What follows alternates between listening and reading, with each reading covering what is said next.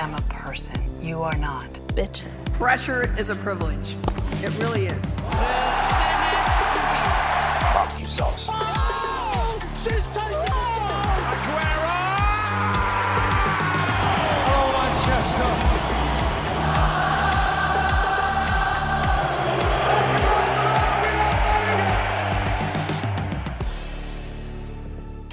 Bienvenue dans Si je te dis, le podcast où on parle de pop culture pour mieux comprendre le monde. Si je te dis running, montre connectée, cardio, vitesse moyenne, tu me réponds ? Dis donc, t'aurais pas abusé sur les bonnes résolutions, toi ? Possible. Mais tu vois où je vais en venir, non ? Ouais, tu parles de l'appli qui rend fou les coureurs ? Ouais. Alors pour ceux qui voient pas où je veux en venir, Strava c'est une appli qui permet d'enregistrer ses sorties sportives et de les poster comme on poste une story Insta. C'est un peu comme le réseau social du sport. Mais si je prends autant de précautions pour parler de cette appli, c'est qu'elle révolutionne notre pratique autant qu'elle la perturbe. Alors petite précision, aujourd'hui je vais principalement m'appuyer sur mon expérience de runner pour parler de l'appli, donc m'en veux pas si j'axe plutôt le podcast sur la course à pied, même si en réalité ça peut s'appliquer à plein d'autres sports. Bref, t'as compris le truc. Allez, on reprend et on va se poser une question existentielle pour tout sportif connecté de 2026. Pourquoi Strava gâche tout ? C'est le sujet de ce nouvel épisode de Si je te dis. Un dimanche matin, comme plusieurs centaines de personnes réunies autour de toi, tu attends impatiemment le lancement de ta course sur la ligne de départ dans un mélange d'appréhension et d'excitation. Ça y est, te voilà parti pour ton nouveau challenge sur route ou en trail que tu prépares depuis plusieurs semaines, voire même plusieurs mois. Ce que je décris là, ça te parle peut-être. Moi, j'ai commencé à courir régulièrement il y a 2 ans pour préparer un semi-marathon, et depuis, je continue parce que j'adore ça. Et je suis loin d'être le seul. En 2025, selon l'Observatoire du Running, 12,4 millions de Français ont couru, dont 8 millions au moins une fois par semaine. Et ce chiffre est en constante augmentation. Plus 4,5 millions de coureurs en France depuis 2017. Alors bien sûr, il y a des tas de raisons qui peuvent expliquer ça, mais la prise de conscience de l'importance de faire du sport régulièrement, elle est là. Et à ce titre, le confinement de 2020 a joué un rôle de déclencheur dans la pratique sportive, à la maison comme en dehors. On pourrait aussi parler de l'engouement autour des JO 2024, ou en termes de course à pied, la popularité du trail ou du marathon qui explose ces dernières années. Bref, peu importe la raison de cet engouement au final, le constat est là, il y a de plus en plus de gens qui se mettent au running. Et si tu plonges dans cet univers de la course à pied, alors tu connais forcément Strava. Moi j'ai commencé à l'utiliser presque immédiatement pour suivre mon entraînement et mes progrès. Mais même si tu cours pas, tu connais forcément quelqu'un qui court et qui t'a déjà parlé de l'appli avec une phrase du genre « Moi j'ai battu mon record sur 10 km hier, alors je l'ai mis sur l'appli tout de suite, si c'est pas sur Strava, ça compte pas. » Et même si t'as envie d'étrangler le gars qui t'a dit ça, sa réaction, elle est assez logique quelque part. Strava, c'est une appli incontournable pour la pratique sportive de beaucoup de gens. D'ailleurs, en suédois, Strava, ça veut dire s'efforcer, se motiver à faire quelque chose, plutôt cohérent comme nom. L'appli est créée en 2009 par 2 universitaires de Harvard et cible d'abord les runners et les cyclistes. Le but, enregistrer ses activités sportives avec un tracé GPS, mesurer ses performances, ses progrès de semaine en semaine et partager ça avec ses amis. Aujourd'hui, la plateforme garde la même logique mais s'ouvre à d'autres sports, la natation et plus récemment le ski nordique. Et son nombre d'utilisateurs continue d'exploser partout dans le monde jusqu'à atteindre 135 millions en 2024. Combien ? Au final, si de plus en plus de monde court, c'est en partie grâce à Strava. Les montres connectées, les applis de coaching, les créateurs de contenu, tout cet écosystème a rendu le sport plus accessible, plus mesurable et plus partageable. En un mot, plus social. Mais à force de vouloir tout mesurer ou partager, on finit parfois par se perdre en chemin.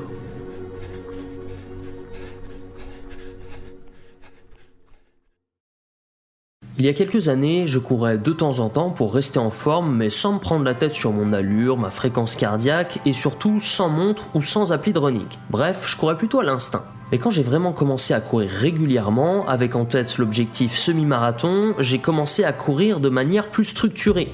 J'ai téléchargé Strava et une autre appli pour avoir un plan d'entraînement.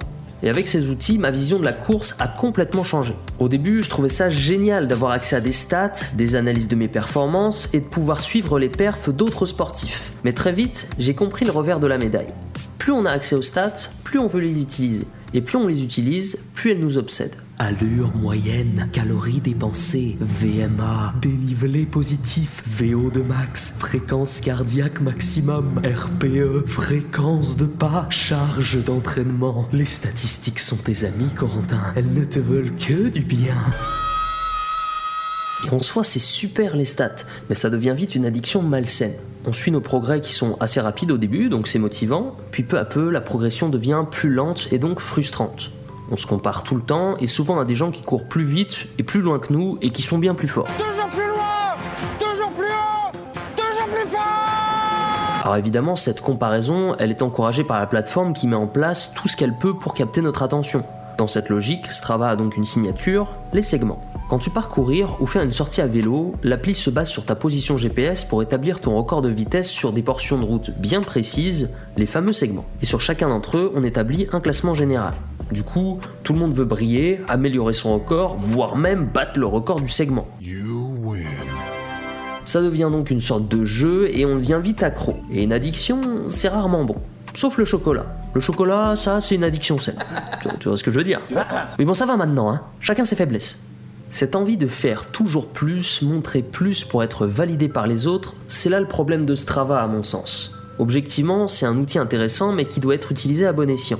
Et ce contraste transparaît aussi à travers le rôle des influenceurs running qui incitent de plus en plus de personnes à débuter la course à pied. Et c'est top bien sûr, mais parfois ça véhicule un message un peu contradictoire. Certains prônent une pratique régulière et progressive de la course et utilisent leur notoriété pour expliquer des notions clés de l'entraînement. Je pense à Running Addict par exemple, mais il y en a plein d'autres. Mais beaucoup d'autres influenceurs se montrent en train de réaliser leur 5e marathon en 2 ans ou leur premier Ironman après seulement 6 mois d'entraînement. Et en vrai, c'est super inspirant de voir ce genre de parcours, mais peut-être un petit peu réducteur par rapport au niveau de difficulté et d'investissement nécessaire pour réaliser ce genre d'exploit. Ce que je veux dire par là, c'est qu'un post Strava ou une vidéo YouTube qui montre de telles performances, ça envoie pas forcément le bon message. En tant que débutant ou amateur, on admire ce genre de parcours. Et parfois, ça galvanise et on veut se fixer un gros challenge, par réelle envie, mais parfois aussi par effet de groupe. Et ça, on le voit avec le nombre de courses et de dossards achetés qui sont en forte hausse, notamment sur trail ou sur marathon. Et parfois, c'est l'effet inverse et on se sent encore moins légitime, et là, la comparaison devient toxique. En fait, Strava ne fait qu'amplifier un phénomène beaucoup plus large, celui d'une société obsédée par la performance. Depuis que je suis devenu un athlète aguerri en matière de running, oui bon ça va. Depuis que je cours régulièrement, je ne sors jamais sans ma montre. Parce qu'en vrai, Strava me dit exactement combien de kilomètres j'ai couru dans la semaine, combien j'ai grimpé, combien de calories j'ai dépensé, et c'est quand même plus facile pour gérer l'entraînement. Mais au-delà du côté pratique, il y a une petite voix dans ma tête qui me dit que ça compte pas vraiment si c'est pas enregistré. Alors même quand je vais marcher ou faire du vélo pour le plaisir, maintenant j'utilise ma montre. C'est nul. Du coup, je suis un peu matrixé par tout ça, et j'ai l'impression qu'on est tous un peu obsédés par la performance. Aujourd'hui, on est de plus en plus à avoir des montres connectées, et on mesure notre sommeil, nos calories, notre productivité, tout est traçable, mesurable, optimisable. Alors quelque part, Strava, c'est juste la version sportive de LinkedIn. Tu ne cours plus juste pour courir, tu cours pour poster ta course. C'est un peu « je cours donc je suis ». Mais cette logique, elle sort pas de nulle part. Depuis toujours, on nous répète qu'il faut être performant, efficace, productif. Le philosophe sud-coréen Byung-Chul Han parle d'une société de la performance. Avant, on obéissait à des contraintes extérieures, un patron, une hiérarchie, des règles. Aujourd'hui, on n'a plus besoin de tout ça. On se met la pression tout seul. Et c'est ça le plus épuisant. C'est ce que Han appelle la fatigue d'être soi. Et le sport, qui devrait être un espace de reconnexion, devient au contraire un espace de comparaison, de mesure et de pression. On n'écoute plus son corps, on écoute sa montre.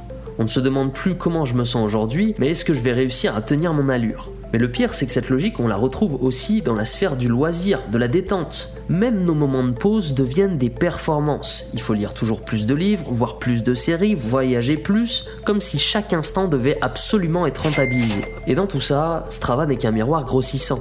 Il reflète une société où la valeur de ce qu'on fait se mesure en stats, en likes et en classements, où le faire passe avant le vivre. Mais alors, si on revenait à l'essentiel, si on mettait de côté Strava 5 minutes, juste pour revenir à la question centrale, pourquoi court-on au juste ?